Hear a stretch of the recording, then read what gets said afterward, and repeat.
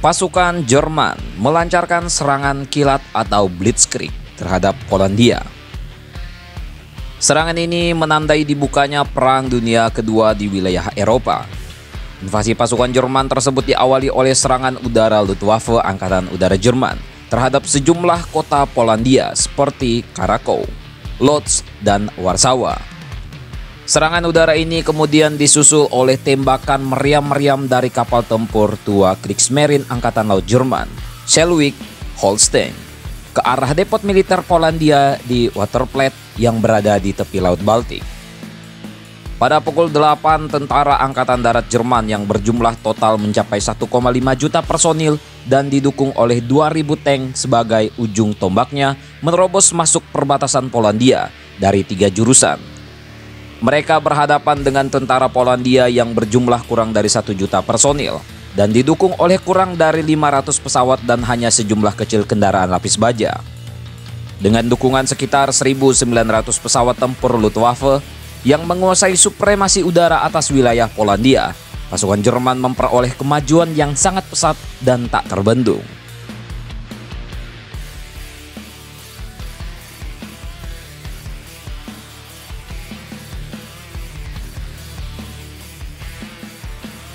Sebagai reaksi atas invasi Jerman ke wilayah Polandia, Inggris Raya dan Perancis mendeklarasikan perang terhadap Jerman. Sebelum pernyataan ini dikeluarkan, pemerintah Inggris yang diwakili oleh Perdana Menteri Neville Chamberlain mengeluarkan ultimatum kepada Jerman untuk segera menarik mundur pasukannya dari wilayah Polandia. I am speaking to you from the Cabinet Room at 10 Downing Street. This morning, the British ambassador in Berlin handed the German government a final note. Deklarasi perang Inggris ini segera diikuti oleh sejumlah negara pesemakmuran Inggris seperti Australia, India, dan Selandia Baru. Kapal penumpang Inggris SS Athenia yang tengah berada dalam perjalanan dari Glasgow, Skotlandia menuju ke Montreal, Kanada tanpa sengaja ditorpedo oleh kapal selam U-boat Jerman U-30 pimpinan Oberleutnant Fritz Julius Lem sekitar 250 mil sebelah barat Laut Irlandia. Insiden ini pun menandai dimulainya pertempuran Atlantik.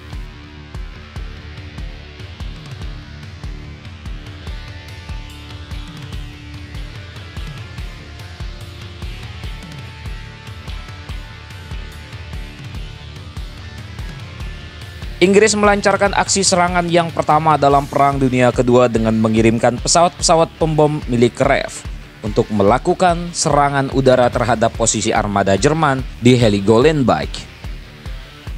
Targetnya adalah kapal tempur Jerman Admiral Scheer yang tengah berlabuh di Wilhelmshaven, Kiel. Namun serangan udara itu berakhir dengan kegagalan.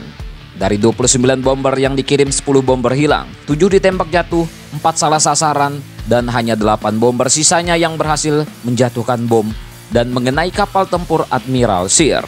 Namun itu pun semua bom yang dijatuhkan gagal meledak.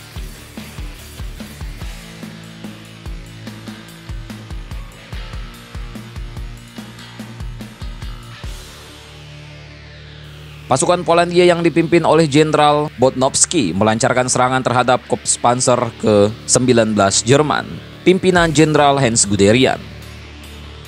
Pertempuran yang terjadi sama sekali tak seimbang, di mana pasukan berkuda Polandia harus melawan tank-tank Jerman.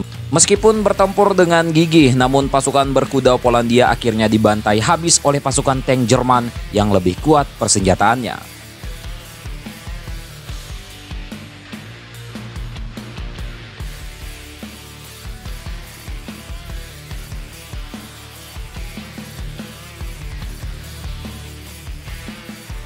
Salah satu grup pasukan Angkatan Darat Jerman, Wehrmacht, berhasil menduduki kota Krakow di selatan Polandia.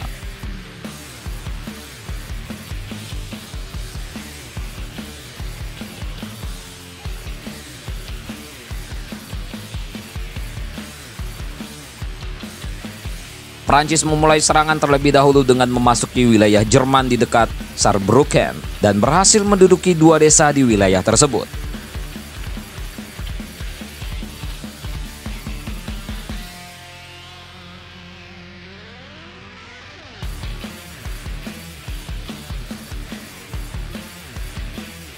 Pemerintah Inggris memperkenalkan kembali sistem konvoi bagi kapal-kapal dagangnya sekaligus menggelar blokade penuh terhadap armada kapal Jerman. Sistem konvoi sendiri adalah sistem pelayaran yang telah diperkenalkan sejak akhir Perang Dunia Pertama untuk mengantisipasi tingginya korban kapal dagang sekutu akibat serangan kapal selam U-boat Jerman. Sebelum dikenalkan sistem ini, kapal-kapal dagang umumnya berlayar sendiri-sendiri sehingga dengan mudah menjadi sasaran kapal-kapal selam U-boat Jerman di laut. Dengan sistem konvoi, kapal-kapal dagang diwajibkan berlayar secara bersama-sama dalam suatu formasi yang dikawal oleh sejumlah kapal perang sekutu sehingga meskipun jatuh korban namun tidak sebanyak jika mereka berlayar sendiri-sendiri.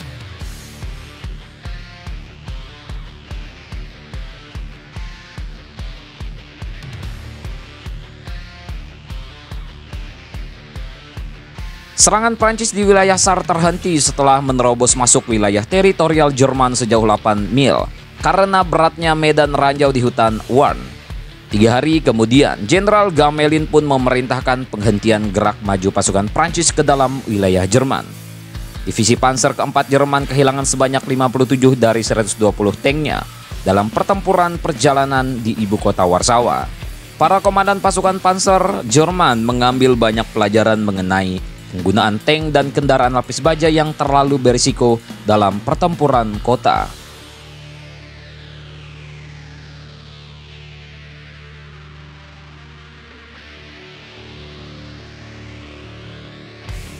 Pasukan ekspedisi Inggris yang dipimpin oleh Marsekal Medan Gord mulai mendarat di Prancis. Di hari yang sama, Kanada mendeklarasikan perang terhadap Jerman.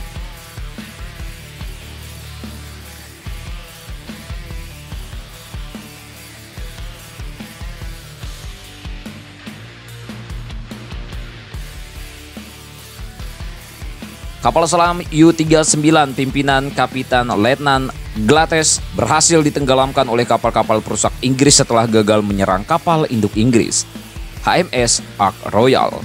Penyebab kegagalan tersebut adalah karena buruknya kualitas torpedo magnetik yang dipakai Jerman. Ketiga torpedo ditembakkan dengan tepat ke arah HMS Ark Royal, ternyata meledak prematur sebelum mencapai sasaran. Akibatnya kapal-kapal perusak yang mengawal HMS Ark Royal mengetahui posisi U-39 dan menyerangnya dengan bom-bom dalam. U-39 akhirnya menjadi U-boat pertama yang tenggelam dalam Battle of Atlantic.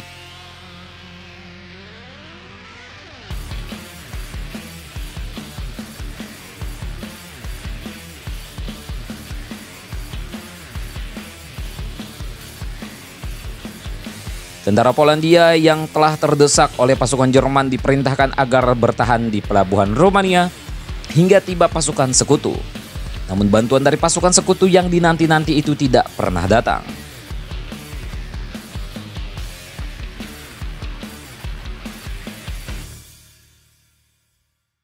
Pasukan Jerman telah mengepung kota Warsawa, sementara pasukan Prancis mengakhiri serangannya di wilayah SAR dengan menarik mundur seluruh tentaranya dari wilayah Jerman.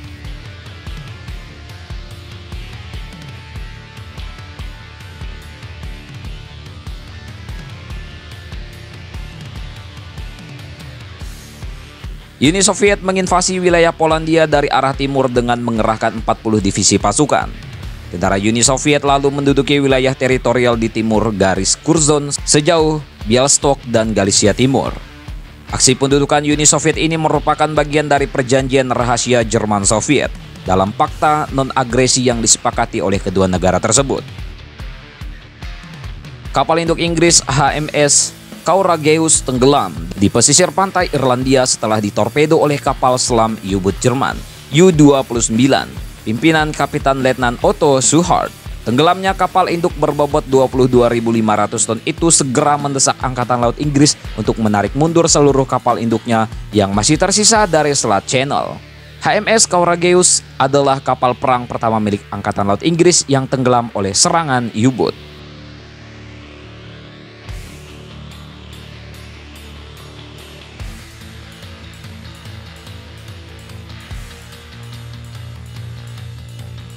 Presiden Polandia Ignacy Mościcki bersama Panglima militernya Marsekal Edward Ryczmigli pernah mengungsi ke Rumania.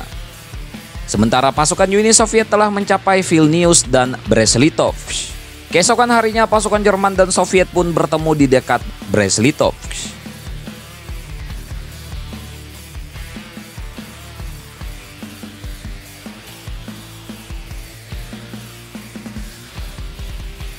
Tentara Kekaisaran Jepang menyerang posisi Tenggara Revolusioner Nasional China di sepanjang sungai Xinjiang dengan menggunakan gas beracun.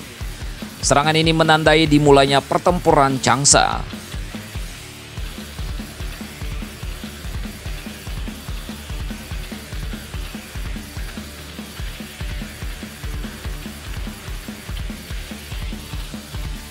Kapal selam U-boat Jerman U-27 tenggelam akibat serangan bom-bom dalam yang dilemparkan oleh dua kapal perusak Inggris, HMS Fortune dan HMS Forester.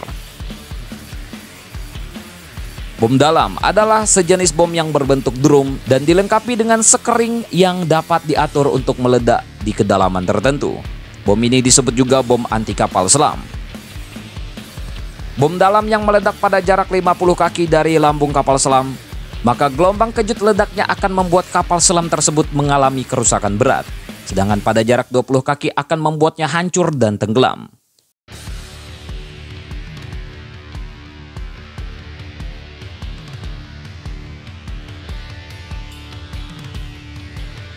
Perdana Menteri Rumania Arman Calinescu dibunuh oleh anggota Garda Besi yang merupakan kelompok pro-Nazi di Rumania.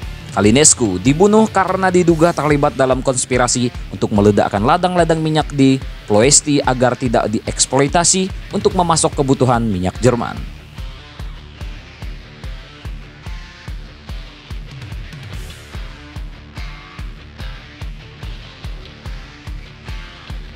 Tentara Jepang berhasil memukul mundur Tentara Revolusioner Nasional China dari area sekitar sungai Xinjiang.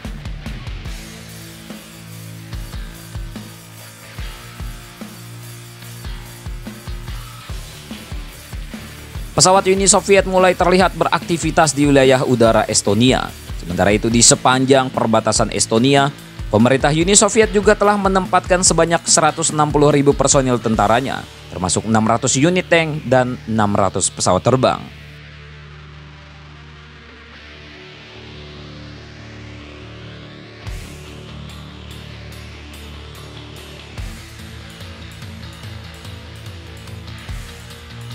Diawali dengan bombardir meriam artileri yang masif, pasukan Jerman kemudian melancarkan serangan infanteri besar-besaran ke pusat kota Warsawa.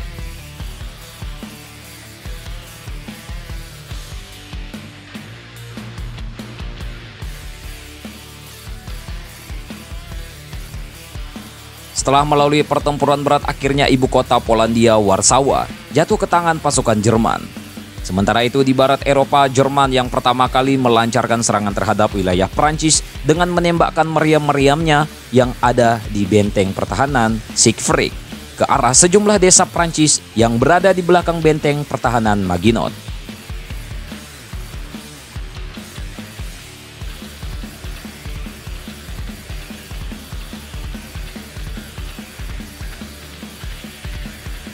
Disepakatinya perjanjian perbatasan dan persahabatan antara Jerman Uni Soviet oleh Ribbentrop dan Molotov pasca dikuasainya Polandia. Sisa-sisa tentara Polandia dan milisi perlawanan yang bertahan di pusat kota Warsawa akhirnya menyerah kepada pasukan Jerman. Selama berlangsungnya invasi pasukan Jerman ke wilayah Polandia, sekitar 65.000 tentara Polandia tewas terbunuh, 680.000 lainnya ditawan oleh Jerman dan Uni Soviet, dan 120.000 berhasil melarikan diri ke Rumania dan Hungaria. Tentara Uni Soviet memasuki wilayah Latvia, sementara Estonia menandatangani kesepakatan yang membolehkan Uni Soviet menempatkan 30.000 personil tentaranya di wilayah Estonia selama 10 tahun. Tentara Jepang berhasil mencapai pinggiran kota Changsha, namun mereka tidak mampu untuk mendudukinya karena jalur suplai tentara Jepang telah dipotong oleh Tentara Revolusioner Nasional China. Kapal perang Angkatan Laut Jerman Admiral Graf Spee untuk pertama kalinya berhasil menenggelamkan kapal dagang Inggris, yaitu SS Clement, di lepas pantai Pernambuco, Brazil. kapal perang Admiral Gravesby yang dipimpin Kapitan Zur See Hans Langdorf mulai berlayar dari pelabuhan Wilhelmshaven sejak malam tanggal 21 Agustus 1939 sebagai persiapan Jerman untuk menghadapi konflik dengan Inggris. Ketika pada akhirnya Inggris mendeklarasikan perang dengan Jerman, kapal perang ini diperintahkan untuk menghancurkan jalur pelayaran kapal dagang Inggris di wilayah Atlantik Selatan. Admiral Gravesby adalah salah satu dari 3 kapal perang tipe pocket battleship yang dimiliki oleh Angkatan Laut Jerman, selain Deutschland dan Admiral Scheer. Kapal perang ini sebenarnya adalah sejenis kapal penjelajah berat, tetapi memiliki kaliber meriam yang lebih besar dan lapisan baja yang lebih tebal dari kapal penjelajah berat pada umumnya, bahkan hampir menyamai kapal tempur yang sebenarnya. Karena itulah kapal perang ini disebut sebagai pocket battleship, yang artinya adalah kapal tempur serba tanggung, lebih dari sekedar kapal penjelajah berat, tapi bukan termasuk kapal tempur.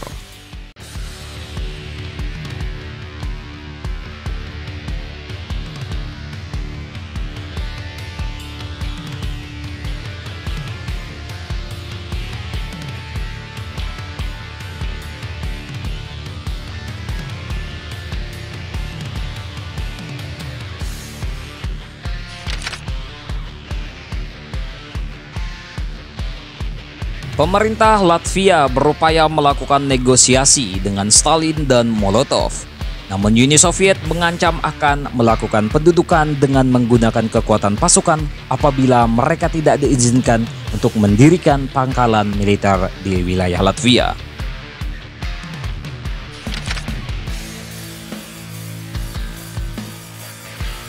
Pasukan Inggris mulai bergerak menuju ke perbatasan Belgia sebagai upaya antisipasi untuk menghadapi kemungkinan invasi pasukan Jerman ke wilayah barat Eropa.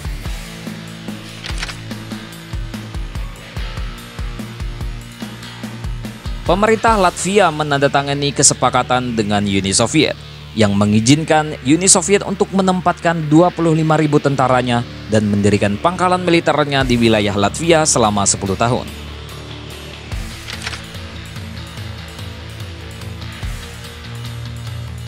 Hitler berpidato di depan parlemen Jerman untuk menawarkan perundingan damai dengan Inggris dan Prancis.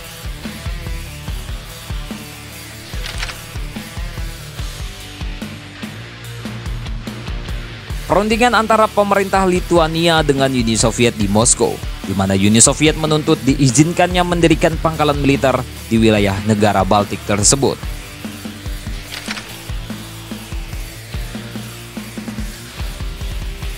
Hitler mengeluarkan perintah perang nomor 6 bersandi Castiello sebagai persiapan untuk menginvasi wilayah Belgia, Prancis, Luksemburg, dan Belanda.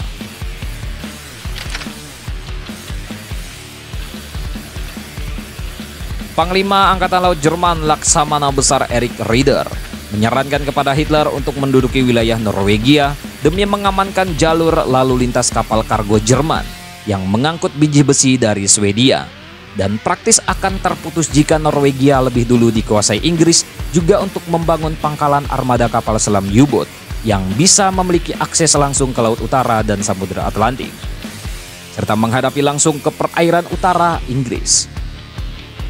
Selain itu, pendudukan atas wilayah Norwegia juga sangat penting untuk mencegah Inggris menginvasi atau membom wilayah Jerman dari arah utara jika pemerintah Norwegia memutuskan untuk bekerja sama dengan Inggris. Perdana Menteri Inggris Neville Chamberlain menyatakan penolakannya atas tawaran perdamaian yang diajukan oleh Jerman. Pemerintah Lituania akhirnya menerima kesepakatan dengan Uni Soviet untuk mengizinkan penempatan sebanyak 20.000 personil tentara Uni Soviet di wilayah Lituania selama 15 tahun.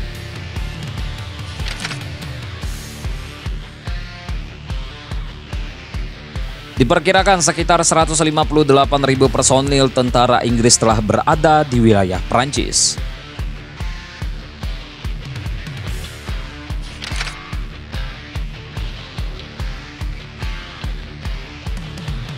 Perdana Menteri Prancis Edouard Daladier menyatakan penolakannya atas tawaran perdamaian yang diajukan Jerman.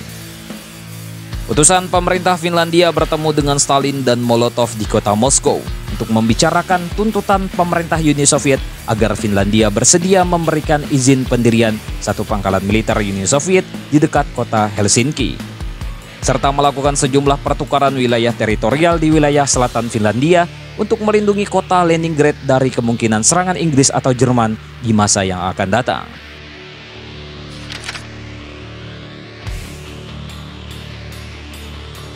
Kapal tempur Angkatan Laut Inggris HMS Royal Oak, sekitar 29.000 ton, tenggelam setelah ditorpedo oleh kapal selam U-boat Jerman U-47 pimpinan Kapiten Letnan Gunther Prien yang berhasil menyusup ke pangkalan Angkatan Laut Inggris di Scapa Flow.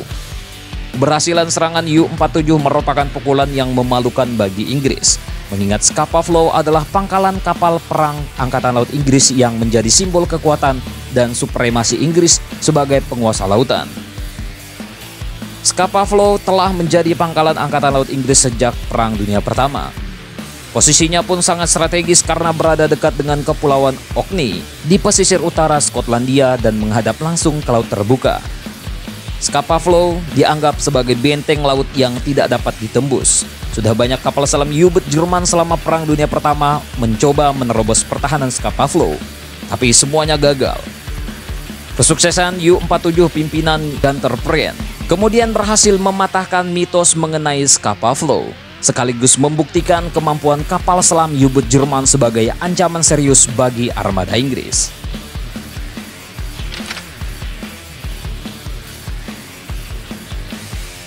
Pasukan Jerman menduduki kembali sejumlah desa di wilayah Saarbrücken yang sebelumnya dikuasai oleh tentara Prancis.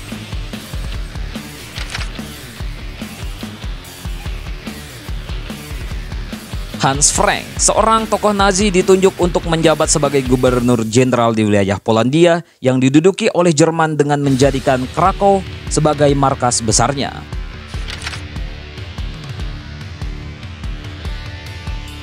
Ketika Jerman tengah menyusun rencana serangan ke wilayah Prancis, Letnan Jenderal Erich von Manstein mengajukan usulan agar serangan utama Jerman dilancarkan melalui hutan Ardennes dan bukan melalui Belgia seperti rute serangan Jerman pada Perang Dunia Pertama. Namun usulan tersebut tidak mendapat tanggapan serius karena serangan melalui hutan Ardennes dianggap mustahil mengingat medan yang sulit untuk dilalui oleh kendaraan-kendaraan lapis baja.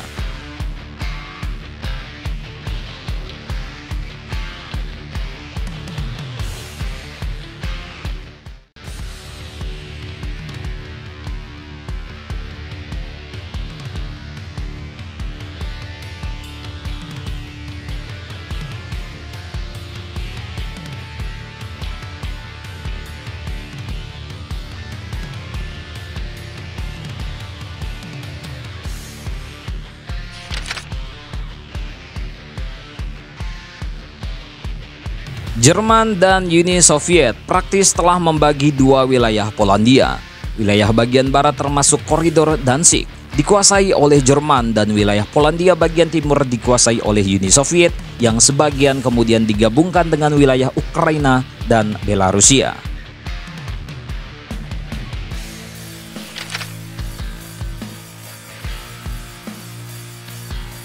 Finlandia dan Uni Soviet kembali melanjutkan negosiasi mereka yang alot mengenai perbatasan. Finlandia menolak untuk memberikan wilayah teritorialnya kepada Uni Soviet, meskipun Stalin mengancamnya dengan kemungkinan terjadinya insiden militer di perbatasan.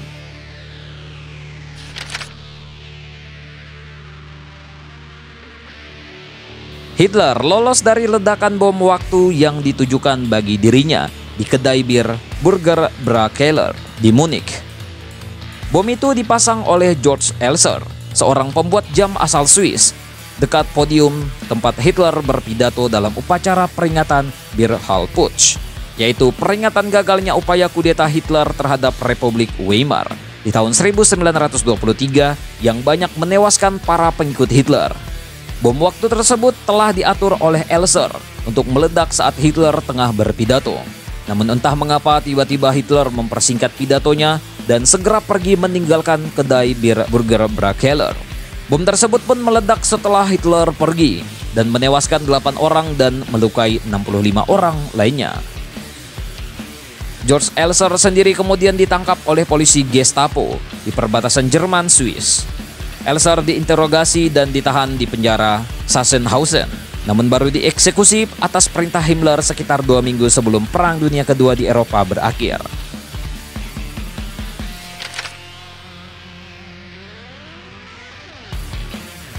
Luftwaffe dan kapal-kapal selam U-boat Jerman mulai menyebarkan ranjau di perairan muara Sungai Thames, Inggris.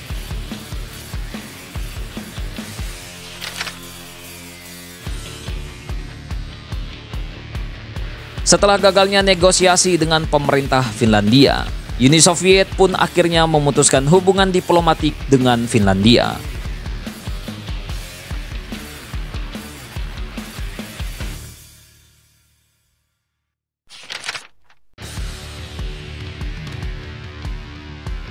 Tentara Uni Soviet melancarkan serangan terhadap Finlandia tanpa lebih dulu mengumumkan pernyataan perang. Aksi militer ini kemudian menandai dimulainya Perang Musim Dingin atau Winter War antara Finlandia dengan Uni Soviet.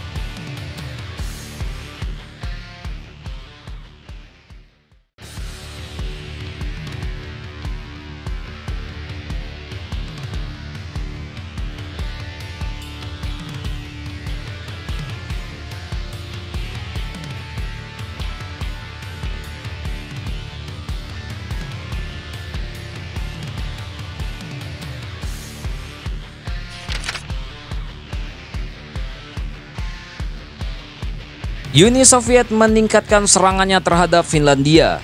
Helsinki dibom oleh pesawat-pesawat pembom Uni Soviet. Dan selama 2 minggu ke depan, tentara Finlandia terdesak mundur ke garis pertahanan Mannerheim Linie.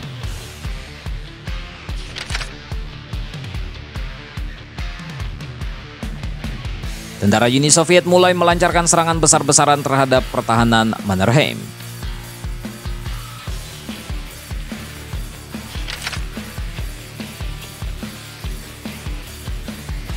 Italia, Norwegia, Swedia, dan Denmark menyatakan sikap netralnya terhadap peperangan yang terjadi antara Uni Soviet dengan Finlandia.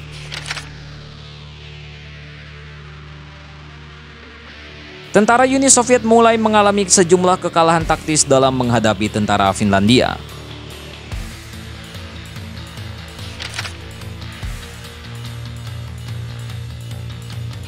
Kapal perusak HMS Duchess tenggelam setelah bertabrakan dengan kapal tempur HMS Barham di lepas pantai Skotlandia.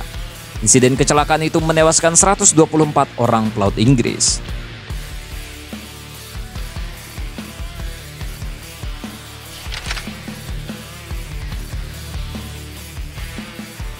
Kapal perang Jerman Admiral Graf Spee bertemu dengan skuadron kapal penjelajah Inggris yang dipimpin Commodore Harry Harwood di perairan timur muara Sungai Plate, pesisir pantai Montevideo, Uruguay. Dalam pertempuran yang dikenal sebagai Battle of the River Plate tersebut, kedua belah pihak sama-sama menderita kerusakan dan mundur dari pertempuran. Hans Langdorff kemudian memutuskan untuk membawa Admiral Graf Spee yang mengalami kerusakan ke pelabuhan netral Montevideo untuk mendapatkan sejumlah perbaikan.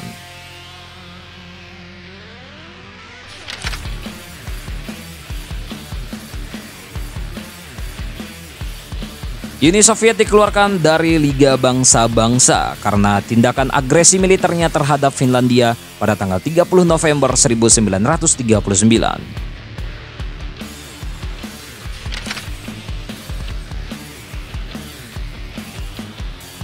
Kapal perang Admiral Graf Spee yang belum selesai diperbaiki didesak untuk segera meninggalkan pelabuhan Montevideo. Karena menurut hukum internasional kapal perang tersebut hanya boleh berada di pelabuhan netral tidak lebih dari 72 jam saja. Hans Langsdorff menghadapi pilihan yang sulit. Kapal perangnya dalam kondisi tak layak untuk berlayar, sedangkan apabila tetap berada di Montevideo, maka kapal tersebut akan ditahan oleh pemerintah setempat. Sesuai instruksi dari pusat, akhirnya Langsdorff memutuskan untuk menenggelamkan Admiral Graf Spee di muara Sungai Plate.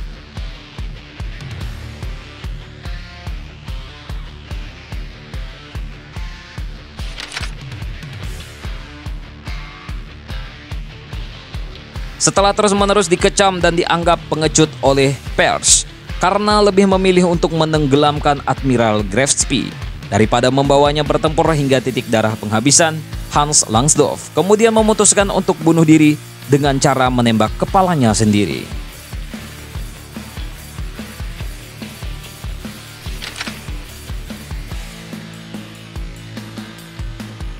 Tentara Finlandia terus meraih kesuksesan dalam mengalahkan tentara Uni Soviet di sejumlah pertempuran dan banyak menangkap tentara Uni Soviet, menjadikannya sebagai tawanan serta berhasil merampas sebagian besar kendaraan militer Uni Soviet.